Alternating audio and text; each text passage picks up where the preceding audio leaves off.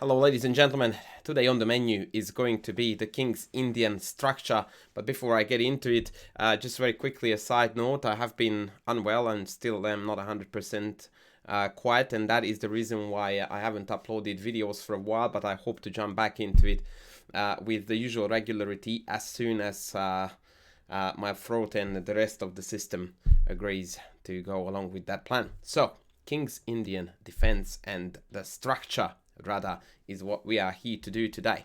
So in order to discuss the King's Indian structure, we need to identify it first, and in order to do that, of course, we are going to first look into the main line King's Indian, and this is where we need to stop.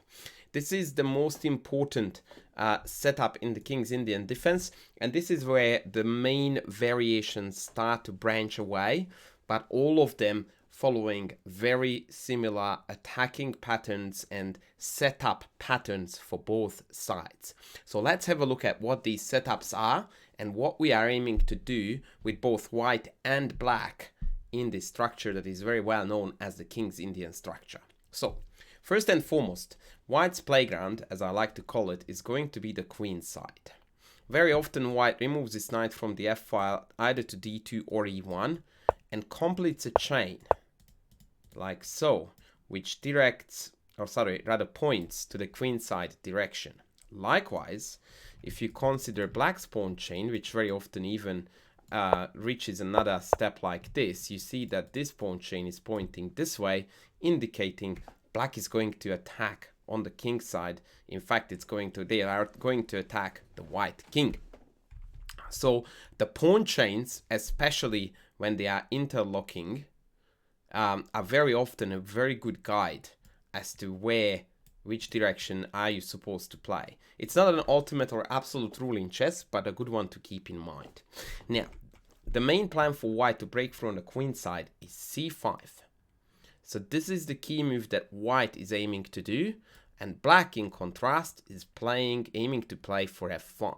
It's important to note that in terms of positional chess, the black position is actually a disaster. There is not one thing that you can poke a stick at in the black army and you would be like, that there is awesome. Not a single thing.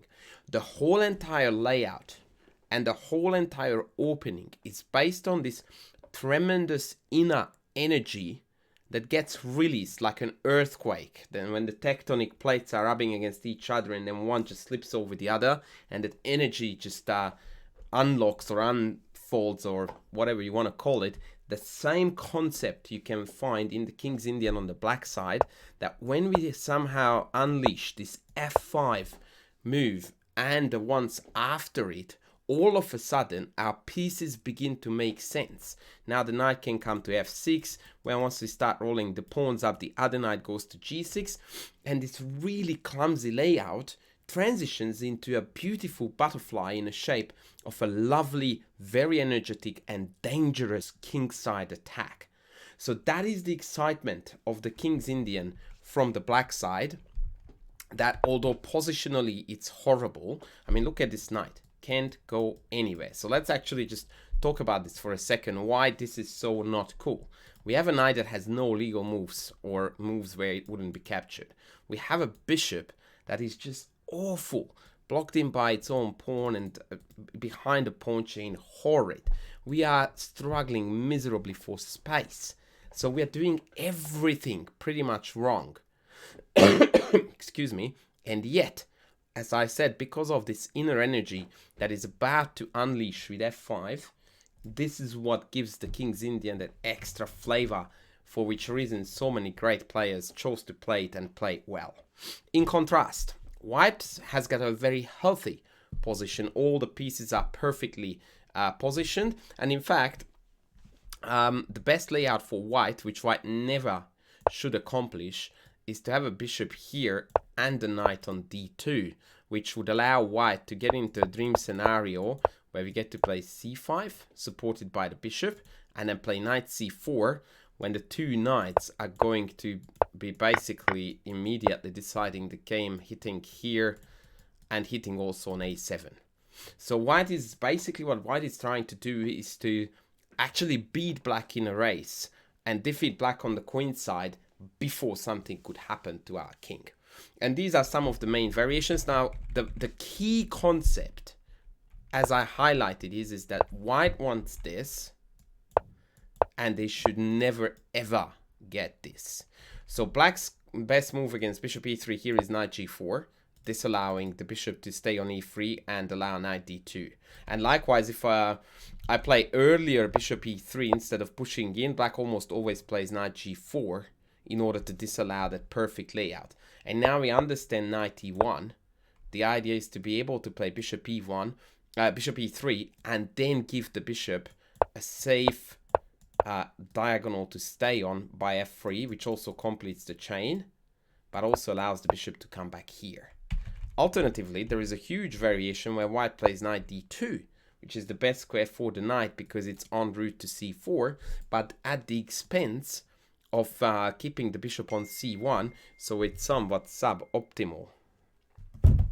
So let's have a look at a couple of different openings that lead to this really cool structure, just to demonstrate how important it is for us to know the King's Indian structure. The first game I'm going to present to you is particularly cool because this is played by white Judit Polgar against black Boris Spassky. Now, the reason why it's an awesome encounter is because Judit is a ferocious King's Indian player, has been all her life, with the black pieces. Spassky, with the white pieces, always played well, not always, but plays a lot of d4 and faces the King's Indian. And now here they are battling out in a Ruy Lopez that takes a very quick turn, and after just a few moves in the opening, up to move 10, and tada, we are in a 100% King's Indian structure. Reverse colors, so Judit is now playing white, but hey, it's a King's Indian. Now, one thing to note that is very important that I didn't mention earlier is that in King's Indian structures, as in the main line, which by the way is often called as the Mar del Plata variation, black's most important attacking piece is this bishop, by far. And the reason for that is because in the vast majority of variations, and I'm really going to breeze through this now just so that you get the idea of what I'm talking about. The most common idea for black, and I will play a few doozies for white, is the second pawn here. And then after take, h4 back, knight here, the knights are invading. And after queen g5, this bishop very often has a very important job to come to h3. In order to avoid this, white sometimes does some trickery like sidesteps g4 and then plays h3.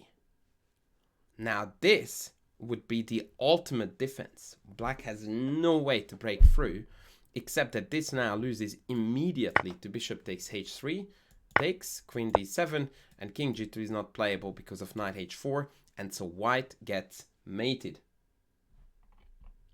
And this is the key reason why you must have this bishop. Or if you don't, your attacking chances will be drastically reduced, because this particular position, if you imagine this without the respective white squared bishops, is a disaster. Black finds it very difficult to meaningfully sacrifice. I mean, you can still read out the knight here and here, so white still needs to have some good defensive measures, but without the bishop, it's far less likely to work. So Judit here already is a step ahead of the game, having traded off the white squared bishops, and look at what she does now. Bishop e3, there's no knight on f6 to kick the bishop, and tada! She accomplishes the ultimate King's Indian layout that I was just talking about. And now she just goes on to attack on the queen side. Spassky, recognizing this, tries to slow her down. This is an immensely long game, a very deep one, and a game that really everyone should, who wants to understand and study strategic chess, go through. And the scope of this video is perfectly insufficient for me to model or to show you this game, but I just very quickly show you how Spassky had nothing on the king's side. He even abandoned the idea of attack and entirely focused all his army on the defense on the queen's side, but Judit eventually managed to break through and win the game in a very, very famous and equally spectacular endgame scenario from here on. I will spare you from the rest. Trust me, worth your time. So there is this Spanish line, and in fact there are many that lead to King's Indian structure where your knowledge comes very handy. Let's flip the board around and see what happens on the black side when our opponent plays something like this, which starts off really as some kind of a Rati/English. Walter Brown against Carlson, a Swedish grandmaster, by the way. And all of a sudden, he plays d4, he plays e5, and tada, reverse King's Indian. And now we again need to do the comparisons to understand who is ahead. White has played b3, which somewhat slows down c4, but generally speaking, white is not meant to play moves on that side of the board. The bishop is utterly misplaced. It needs to be on this diagonal. The rook is misplaced. It needs to be on the f file to support f4. The knight is misplaced because after f4 it will have nowhere to go. So it will have to read out again. And the black pieces are, barring the bishop, which needs to be on e6 optimally, are well placed. Safe to say, black is ahead. And the game just proves that. So now our plan is a c4 break, remember? So that's exactly what black does. Sets up for c4. And I think hereabouts, c4 is actually good to go. A typical pawn sack. That is the best way to play. And after take, we are going to recuperate the pawn and have a beautiful attack on the c file against the isolated pawns. Black is borderline winning there. Here, Walter Brown started playing suboptimal moves, and so the game went a bit topsy-turvy, and now he had to switch into a plan B, which is very typical against this pawn structure in the King's Indian, where you need to play this first in order to break like that. So now he's onto that, playing a4, and now he can redirect his attention to the pawn and to the c4 break. And eventually, after a long fought battle, he manages to convert. Another important thing that I forgot to mention, or haven't mentioned yet, that if you look at what happened here, it's very interesting. He sacks a bishop and a knight for the rook from black's point of view. Yeah, so he allows this tactic of rook takes c3 and then takes. And I often talked about the fact in this channel that two minor pieces are always beating the rook-pawn combo unless it's an endgame, or it's a position where the rooks have got open files to operate along and plenty of ranks to penetrate upon, whereas the white pieces have no clear target and vision in mind as to where to go, and the game ends very soon because the b-pawn and the crazy strong heavy pieces are just too much for white to deal with, and brown goes on to win easily. Interesting switch there with the structures.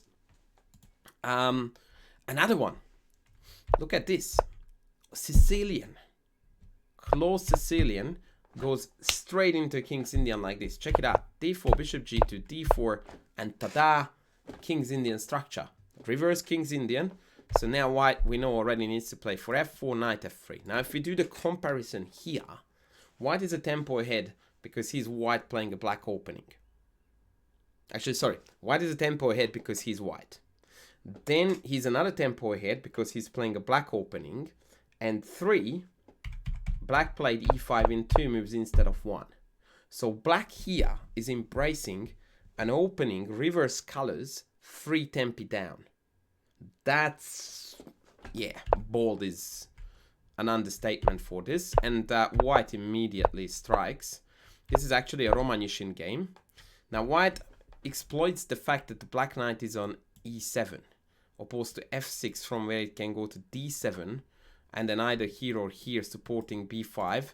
So c4 now is very difficult to undermine because none of the black minor pieces are in position to support it. a6, knight h4, often we go on to here, very good, take, bishop e6, knight g3, white's kingside aggression beautifully unfolds.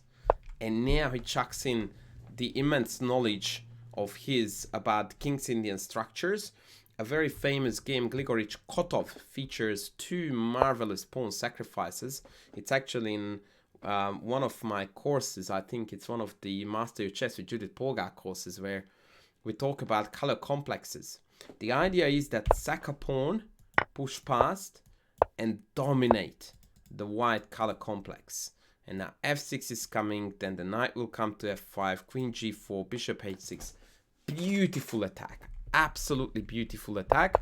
So here black decided to draw back to d7, but after bishop g5 the position is no longer tenable. Knight e4 is coming, f6 is coming, it's all over, you are done. And so black opted to sack away the queen for 2 minor pieces, but it was just trying to fish in murky waters. In the end of the day, white emerged with an easy victory.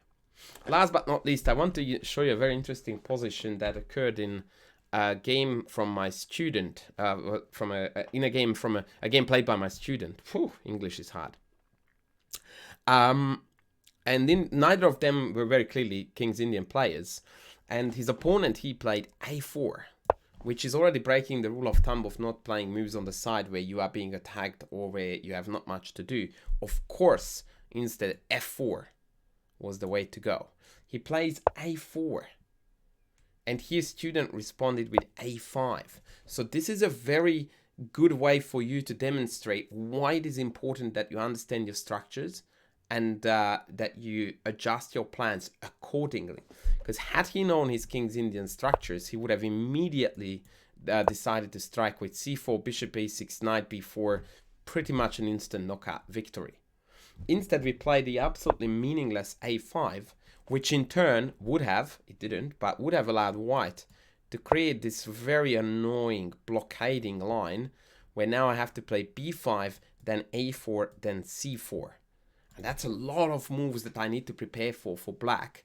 And now white's defense is quite a lot easier than what it should have been. This move also wasn't playing the game, so neither side played it well, but at least they clearly demonstrated that they had no understanding whatsoever of the structure. Because if they did, white would have never played a4, and black would have never responded with a5, but instead c4, bishop e6, rook c8, and in we go. So, in summary, the King's Indian structure is usually, and I'm talking about only the mainline King's Indian structure, is normally recognized by these interlocking pawn chains like this, which allows black to play for an f5 break and white for a queenside initiative like so. Generally speaking, neither sides should or like to play moves on the side where the opponent is meant to play, but there are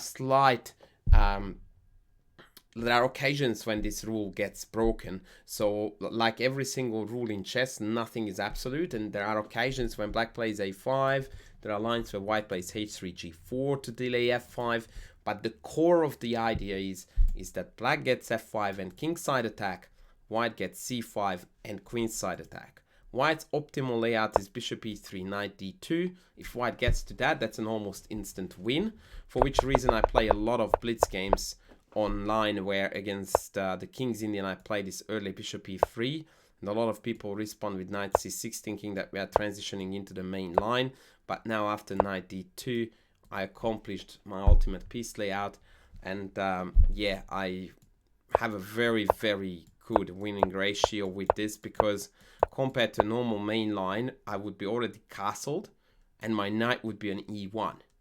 Instead I have a knight on c4 and I'm not castled yet, which is a huge benefit, because when black keeps on launching this attack, he's actually attacking nothing. Like, my king is not there. I can even afford the luxury of moving the queen castle here, tuck the king away here, and still win the game on the c file. Black, in contrast, does not have an ultimate piece setup that is going to almost certainly render the game to a one-sided victory. So black needs to be a little bit more cautious and watch out how white is organizing his plan and adjust black's plan accordingly. I hope you guys found it useful. Thank you very much for watching. That was us with the King's Indian structure. I'm going to be back hopefully soon with more videos, my health permitting. Please be sure you like, please be sure you subscribe, and I look forward to seeing you in the next video. Thanks for watching.